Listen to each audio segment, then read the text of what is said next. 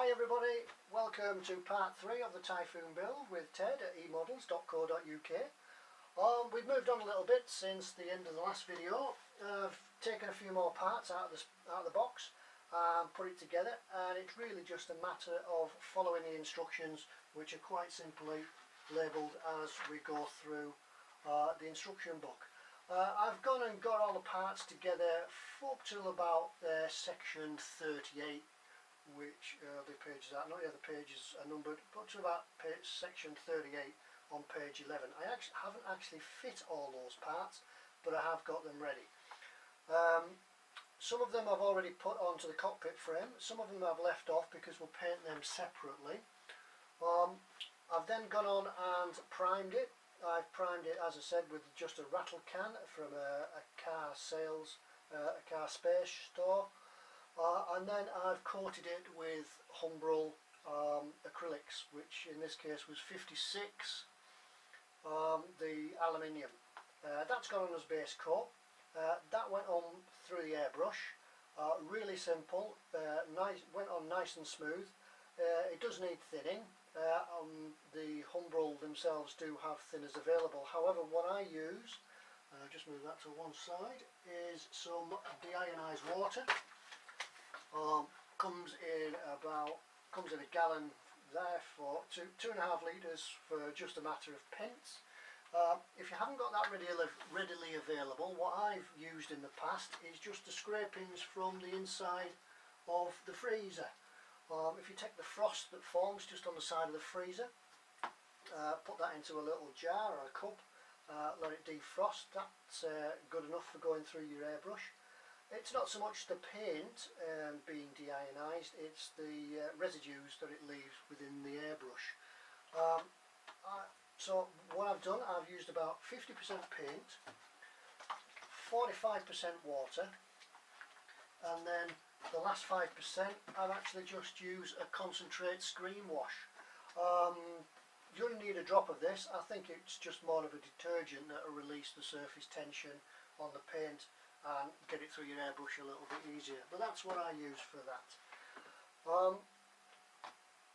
So that's that bit done. We're ready to do some weathering on this now, and what I'm going to do with this is use the Hairspray chipping technique. For that we just need some hairspray. I've picked up the cheapest can of hairspray that I can find, which is all you need. Some of the more expensive stuff has perfumes and conditioners and such in it like that, and I understand that they may react with the paint. However, this is cheap and cheerful. It's all you need.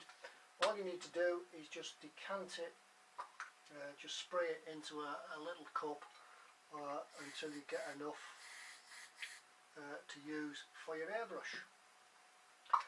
Then it's just a matter of giving the airframe, the framework, a spray, give it a spray first, let that go off, then give it another 2 or 3 coats of hairspray, and then we can move on to the next part. We'll put the overcoat on, which in this case will be a black, and then we can see how the chipping goes from there. So what we'll do in this video, we'll look at this chipping technique and get some weathering on this.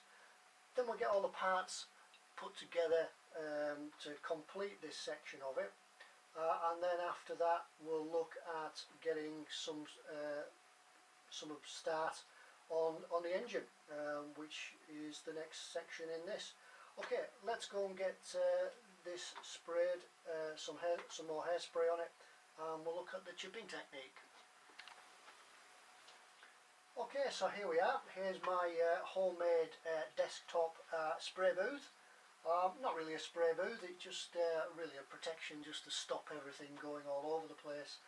Gives a bit of protection from the surrounding areas. Because we're using enamels, or in this case hairspray, we can really quite safely spray indoors. Just leave the window open.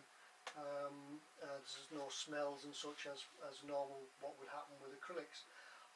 So what we're going to do, we're just going to give this a couple of light coats of hairspray. Just put it on. Just simply goes into the colour cup. Doesn't need any thinning at all. and just some light coats. I do find that if you give hairspray too thick a coat too quickly, it will run and won't set as easily. So just some light coats.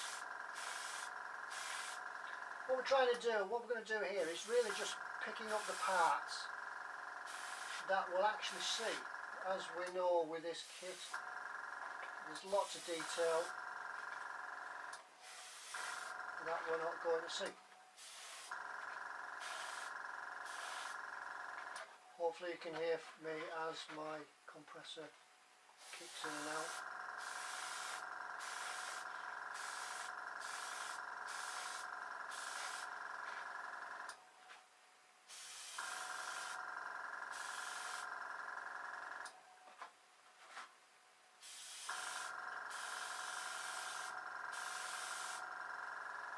This, I have found since we moved on from the last video that this build really does take some thought into when you paint and what you paint.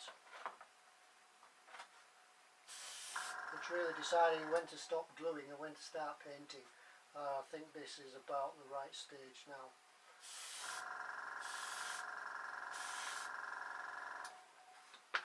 Okay, so that's that on. That's all it needs. Just some thin coats. I'm going to do that again twice more. Give it another 2 coats till we've built up about 4 coats on it, and then we'll put the top coat on, which is going to be a satin black. The chipping technique. I'll just turn this off. The chipping technique does need an acrylic top coat for this to work properly. Okay, I'll get on with this, and we'll catch up in a moment. Okay, as you come back in, what we've done now, I've taken some of the parts that needed to be painted black, stuck them down onto some double-sided sticky tape, and proceeded to give them a spray. I've also done the same with the turn that off. Also done the same with the cockpit console. I've actually left that on the sprue just for the sake of making things easier to paint, because there's 1 or 2 details that we're going to need to pick out later on in there, just to put some detail into that. So as I say, I've left that on the sprue and just cut the whole sprue out and left it quite conveniently with the right size to handle. Right, so there's all the parts. I don't know if you can really see them as they're all black on the black background now. Double-sided sticky tape on a bit of card. I have loads of card that I keep in stock, just all bits and pieces. All comes in useful for spraying on. Right, let's have a look at this cockpit framework. We're already loaded up with a black paint. I do like to get everything sort of done in batches, so that was the black batch. So let's try this as a second coat for the chipping effect. So let's turn the compressor back on.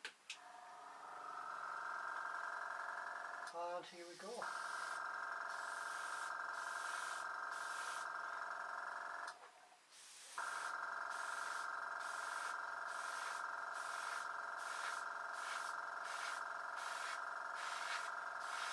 Using an airbrush really does give you the control to get the paint in the right places.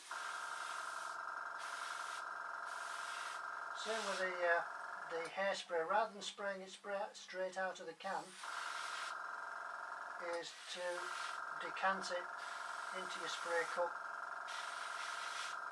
for your airbrush.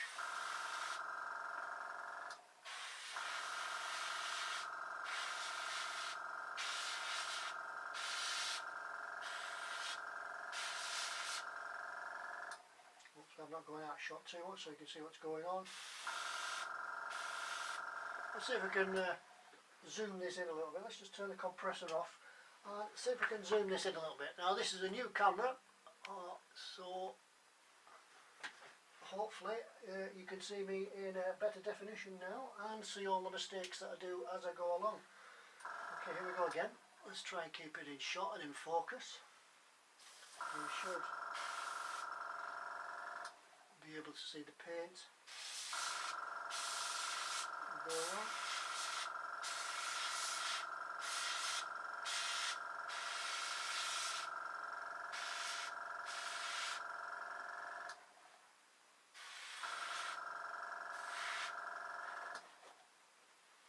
Doing the bits behind the cockpit, this pilot's seat.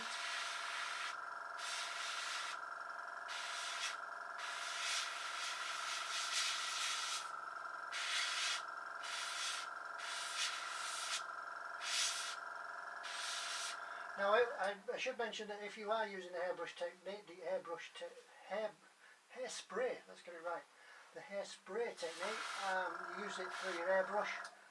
Water is a suitable cleaner for cleaning your airbrush up, because that's what this technique is. It's a matter of dissolving the hairspray with the water, and then I just run a normal airbrush cleaner through it, just as a final measure and a backup, really.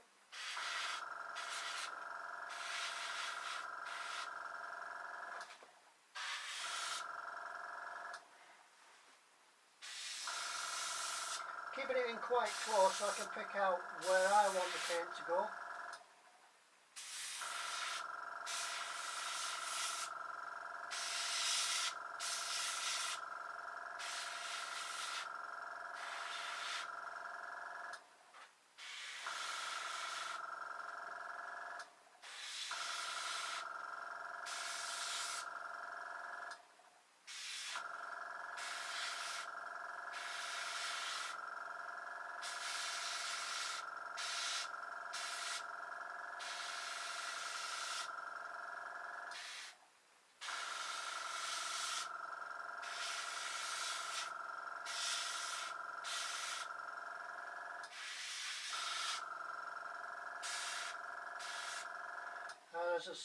There's a lot of debate going on at the moment around the internet about this aircraft and what colour it should be inside, whether it should be black, whether it should be silver, or whether it should be even cockpit green.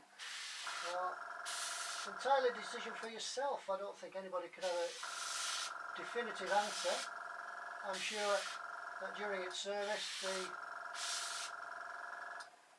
demands of war meant that they painted it with whatever they had. I just think that this silver technique, if I can get it, if it works, this chipping technique will just bring out some of the detail and some realism to it.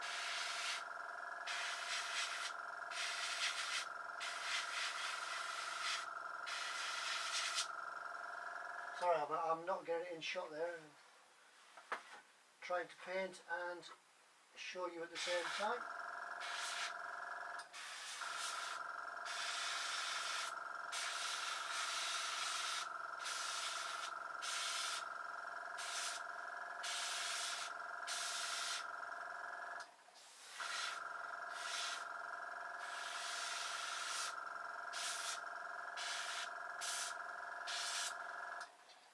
I'm sure there'll be some aircraft engineer somewhere who will have just been told, go and give that Typhoon a spruce up, here's a pot of paint, off you go.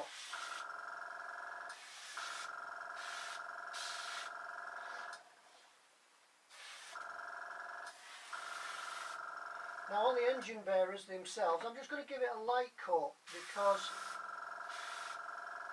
we're going to chip it and then we will give it a coat of oils and washes, being an engine bay.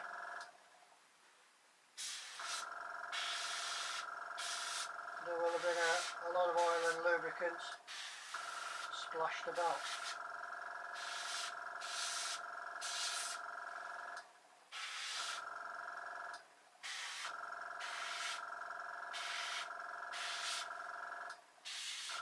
Remember, acrylics, if you get it all wrong, you can take it all off again. Just use some oven cleaner, spray oven cleaner in the plastic trigger bottles. give it a spray, put it in a plastic bag for 24 hours and then scrub with hot water and all your paint will come off back to square one. So hopefully you won't need to do that.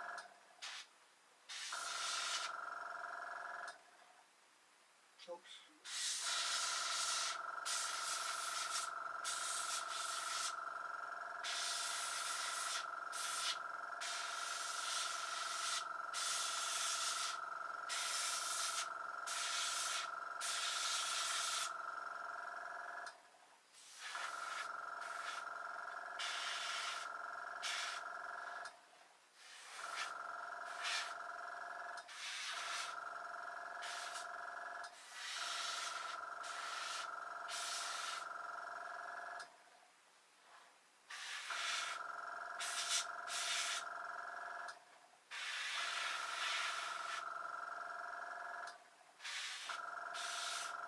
Right, what we're going to do now is, I think I've got everything about covered. Get it back so you can see it. Gone from silver to black.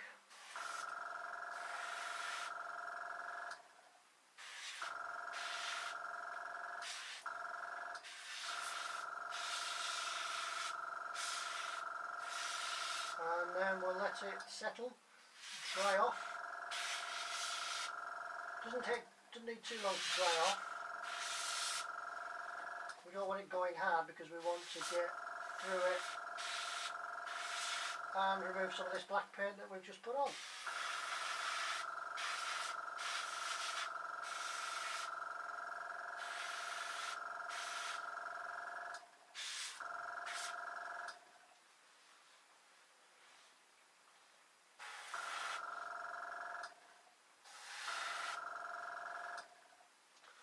Okay, I think we're about done. We just need to let it settle. So we'll let that settle, then we'll have a go at seeing, there it is.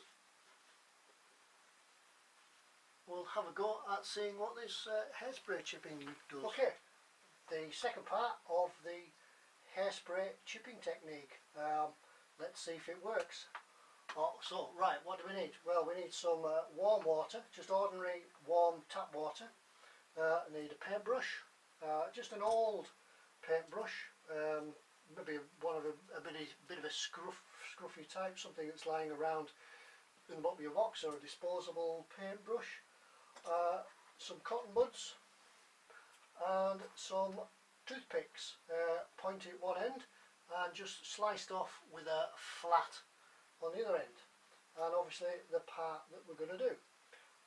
Right, let's have a go and see if we can do this. See if I can get you zoomed in to see things a little bit better. Oops, there we go. There we are. Right, what we're going to try and do is this tank section on the back. Now what we need to do is just take some water with the cotton bud or your paintbrush, get it on there. Hopefully, this has only been 20 minutes since I last left you. I've been down and made a cup of tea, and that's the length of time I've let it set. Then just take your cotton bud and just chip. There we go. It takes the first layer of paint off and just back down to the base coat underneath. Now it's up to you how much or how little you want to do at this. Let's have a zoom, see if we can really get in and you can have a look.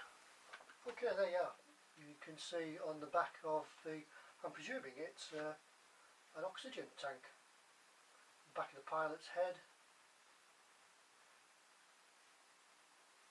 Behind the seat, there's some wear and tear. Just use your cotton bud just to take the water off so you can see what you're doing. And you see how the paint on the cotton bud is actually coming off.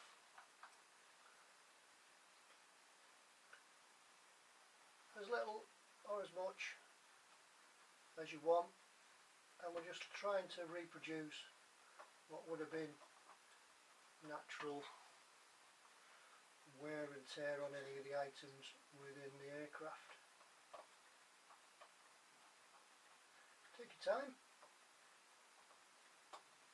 Okay, let's have a look at some of this steel work, tube work. Once again, activate the water, activate the paint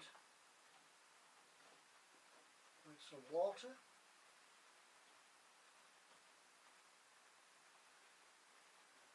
And here it seems that the cotton bud is actually doing the job for us. Just giving it a scrub. That's where your scrubby paintbrush will come in. Can be done with a toothbrush as well. And just picking out see how it's going silver, bringing back the detail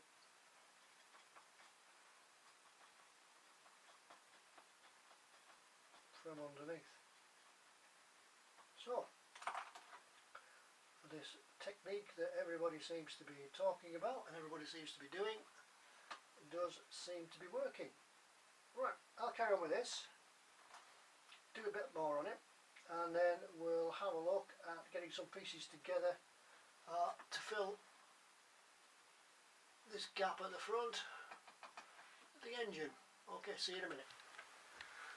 Well, there's been a bit of a change of plan since the last scene when I said we were going to leave it and move on to painting building the engine.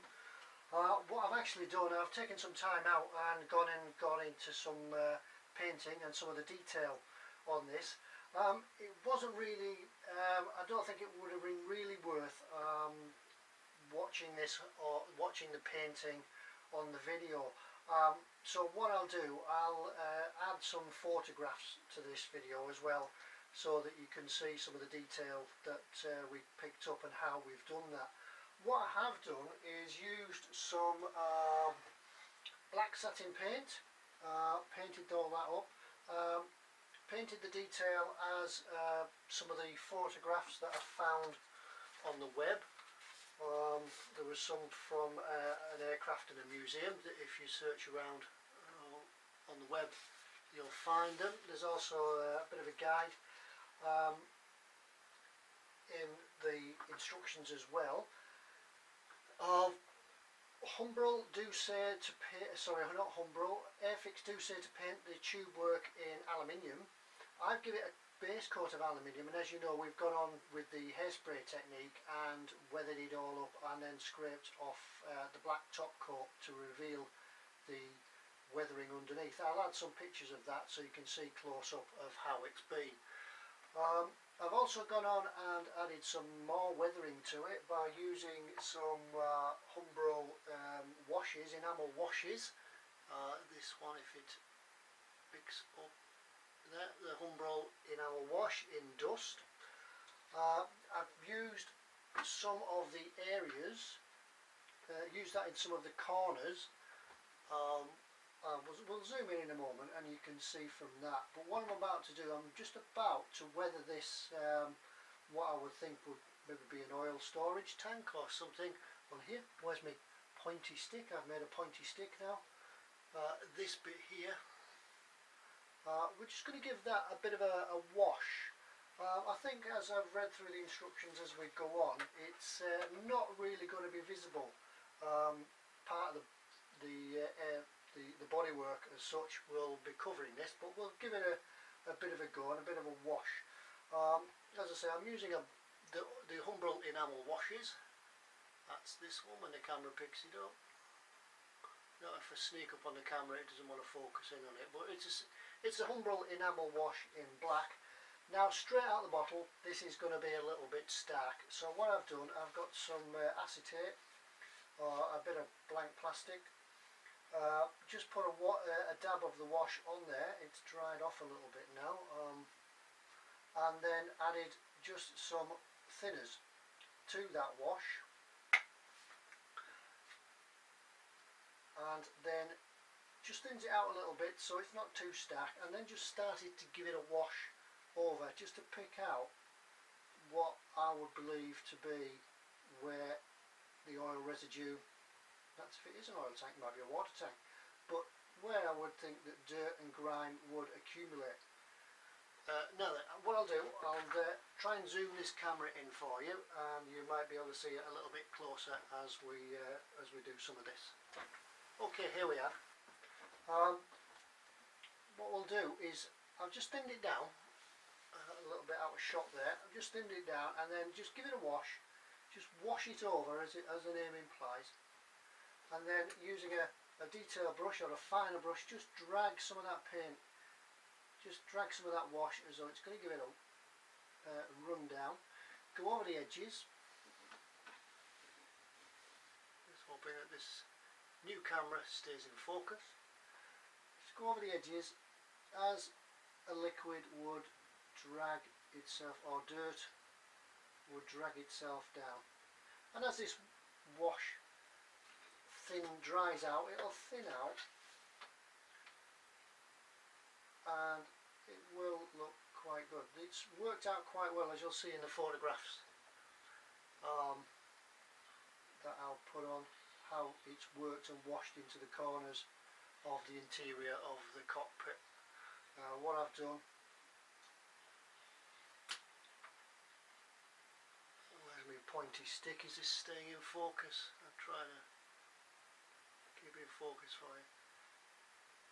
In here, just down into this panel here, in the corner there, I put some of the wash in there, some of the dust wash in there, and it's just crept into the corners, and as though an operational aircraft would get dirty and grimy with the pilot climbing in and out. Continue the wash round to the front, onto the front firewall, down here, and you can see the streaks of what would be an oil.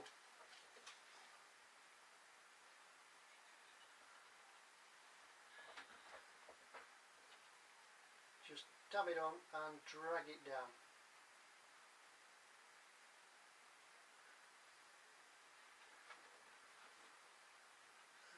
There we go, that's a bit better. Just drag it down. Doesn't need much.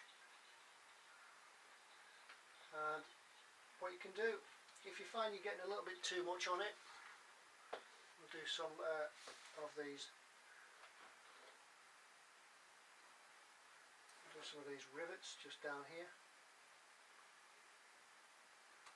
Use my pointy stick.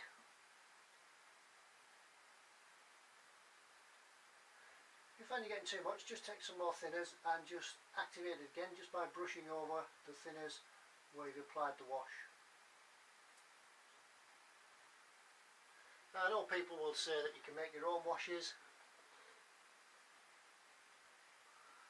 with oils and water. Yes, you can, and I've done that myself, but I think these are just ideal straight out of the bottle. I can't see that. That's what it is. I'm sure you know what we're on about. Okay, that's that bit done. Let's zoom it back out again so you get a wider shot, and we'll talk about something else and then we'll move on. There we go, we're back again.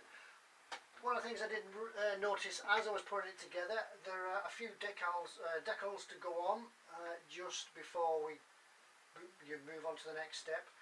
Some of those are labelled in parts 23, which is here, part 23, which is a small red instruction decal that goes just on the starboard side control panel, just in there. There's another one that goes on some controls just on the port side, just in there, using a pointy stick to try and point these out. Just have a look on the instructions. in the parts 23, 27 and 36. Now 36 are the quite important ones, and that is the control panel.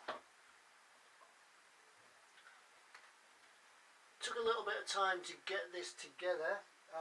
Once again, it was a little bit difficult to do and probably not really suitable for videoing, so I'll photograph that again and apply the photographs into the video. What I would suggest with this is that you use a decal softener, because the decals will sit on top of the raised plastic, and then you'll need a softener just so that they'll form around the plastic themselves. The raised plastic protrusions, whatever, and they'll sit nicely. Be careful with them, do them one at a time, take your time with it. That's another reason it's probably that I couldn't really video it. It does take quite a long time, and it really you'd have been asleep by the time we got all the decals on. But that's there, and it does look really good. Then it's just the parts really just push together and just fit together with a drop of Clearfix or something like that, something else that will hold the clear plastic. Where are we? Yeah, it's really detailed. Some time in there to take some painting and pick out some of the details, some of the red dials. Once again, if you get some photographs from the web, or have a look round what everybody else is doing and the photographs that I'll add, you'll see some of the detail that you can pick out just to add that extra touch. Okay, so right, I'll get this control panel, that will just sit in there. The next parts would be some of the extra bits that really need fitting underneath and around. One part I did mention was part A07 in section 38, which is a long bar. This one, here's my pointy stick again, is this one that goes along the underside of the cockpit itself. I found it was a little bit long and just needed some trimming, otherwise it would have sat in a bent position. I just need to trim that off and then paint it up. Right, so I think that really is coming to the end now of the cockpit. I'll just give this tank another wash. As I say, I think it'll be hidden when it's finished anyway, but we'll do it, at least we'll know it's there and been done. And then we will, yes, we will move on to filling this section at the front with the engine. Alright, let's have a go at this, have a look at some photographs, and we'll move on.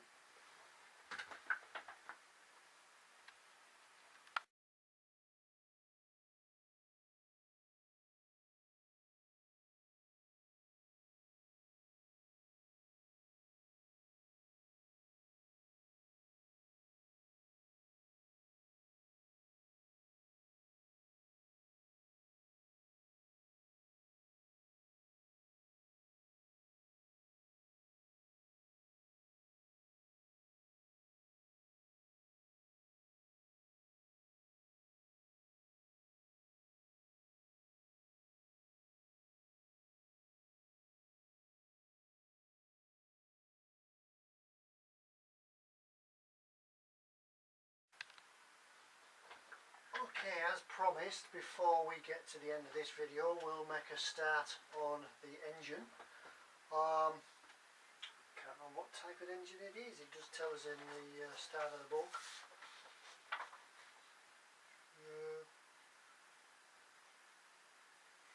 No, can't think of it. Right, yeah, there it is. The Napier Sabre engine. Develops 2,200 horsepower. Quite a meaty beast. I understand at high level though, and at high speed, it did produce carbon monoxide into the cockpit, which wasn't healthy for the pilot. So they just overcome that by introducing oxygen to feed the pilot and keep them alive. Anyway, this engine, I think there's more parts in this engine. I've built kits, whole kits that have less parts than this engine.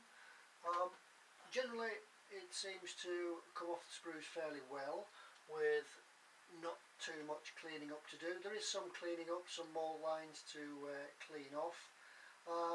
I did find that on the cockpit that when you spray it, the mould lines tend to show up. Well, obviously they show up a little bit more and need a little bit cleaning up. So just take your time, take them off, clean them up, and we can get it together. Now then, the instructions. There's two parts to the instructions. For the engine, they start at 39. And then section 40 is talking about putting a motor in. If you go for the optional extra and the motor, that's part 40. Otherwise we can jump straight from 39, ignoring section 40, and go straight to section 41. So let's get these three parts together first. It does say, there's a little note, a little picture just to remind us that in here, on this part here, there's a little cutout just in there. You need to make sure that you get the right part and it goes the right way up, it goes to the top. But if you look at the instructions are pretty good. There's some quite good artwork on them, and you just need to check that you got the right piece going the right way around. To set the top off my glue, put some glue over, and we can just run, just basically assembly, just treat it as a kit in itself. Right, that's that bit done now. The next part is this bit, C04. Once again, making sure that it's going the right way around and it sits in there. All been cleaned up. Dry fit before.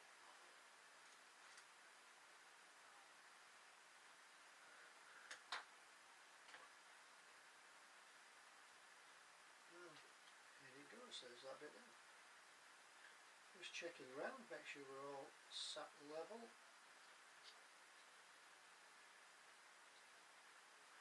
I'd like to put fuel in this. I'm sure it would be a meaty beast, more like sitting on top of the engine and pouring fuel straight into it out of a bucket. It must have sucked loads of it.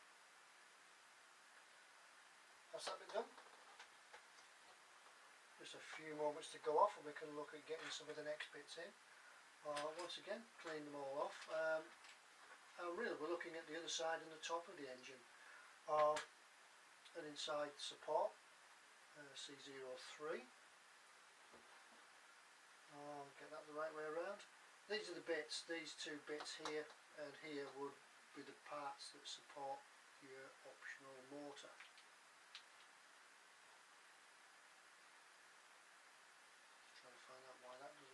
Which way around does it go? It'll go in there somewhere.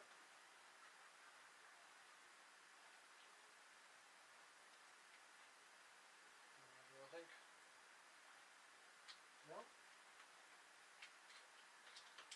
think I've done it wrong. It's got it the right way around. That's gone in there. That's gone in there. Ah, there we go. Sits in there like that. Always worth a check. Put some glue in it.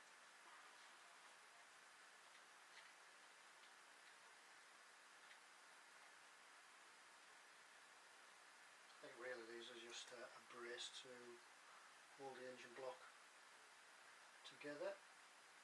Second part, once again, there's a small cutout just in the side of the engine block. That will go on there.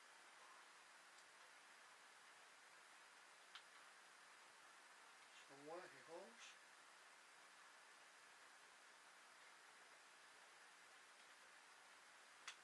There we go, clips it. Once again, feed that with some glue.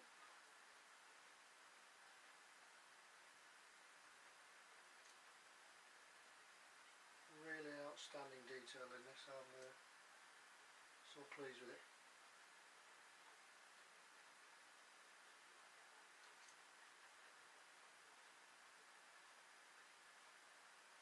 together, and we'll see about the top.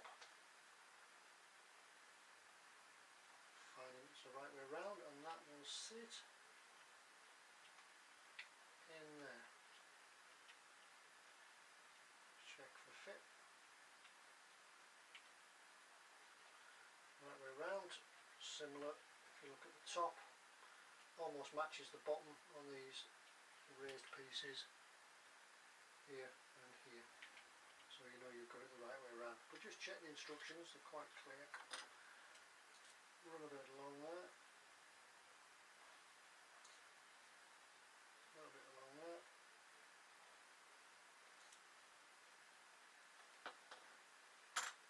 Oops, I'll put that back on in one. Once it all goes together, it should keep itself in place.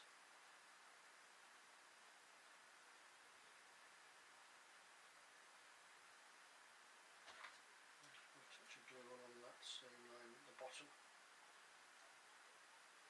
Can be over glued from the back, so at this stage we're not worried about getting the glue and melting the detail on the front.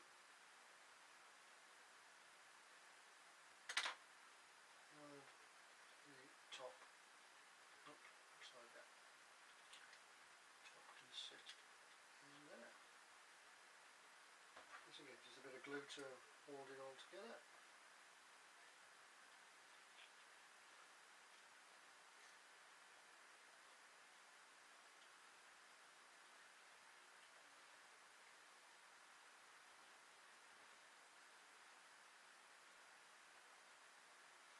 Fit. Seems to fit fairly well, it doesn't need any clamping, I don't think it does.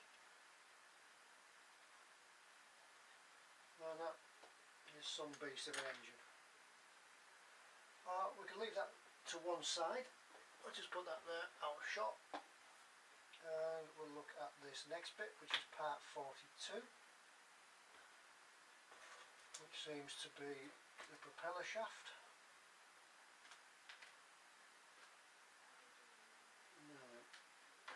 To be that these two here glue together quite easily. Once again, cleaned up, cut off and cleaned up. But I do think when it's set, there will be a seam line along the top, just to clean off. Very natural, nothing unusual in that.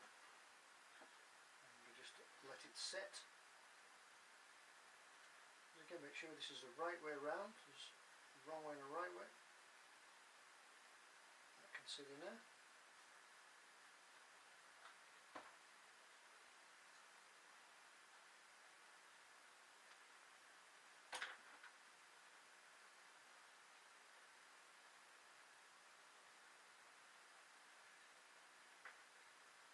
So looking at this, if we make it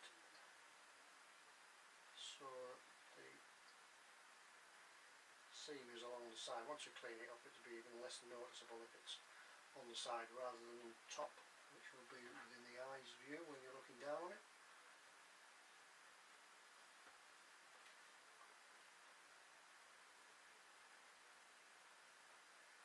Piece goes in there, and another piece done, and that will slide. Says.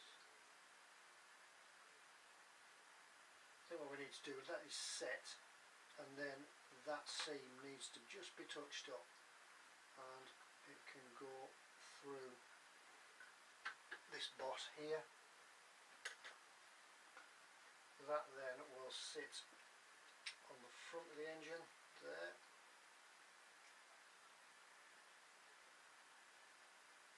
No, wrong side. See, got to check, got to look at the instructions. Which way around does it go? Goes the other way around, that way up. There, sits in there. And there's the front of the engine. I only wish my car that's sat out on the drive was as easy to sort the engine as this one. So that goes on there. After we put that part in, go into there, and then the rear section will go on there.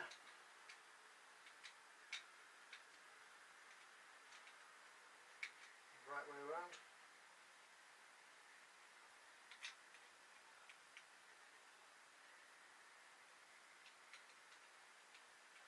Well done, Mr. Airfix, you made it so we can't get it the wrong way around. There we go. And then this, what I think is the turbocharger. Is that right? Sits on the back of the engine, thus. And there, eventually, once all the glue's set, we will have first part of our engine. As I say, there's enough parts in this to make it a kit itself. Anyway, that's all for this video for this time. Thanks for looking in. We'll get back next time on for those who have noticed, my new desk. I haven't got a new cutting mat. She still won't let me have her cut.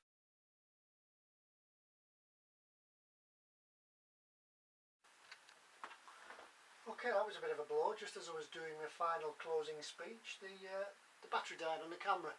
But as I was saying, new desk. The wife is also in my man cave now with her sewing, but that might mean I can pinch her cutting mat a little bit easier. Anyway, thanks for watching again. Thanks from tailoredemodels.co.uk. Come back and see us in the next video when we'll look at doing some more on this engine. I'll paint it up in the meantime, and then we'll get it in and get some more detail on it. Well, thanks for watching, and we'll see you all again. Bye.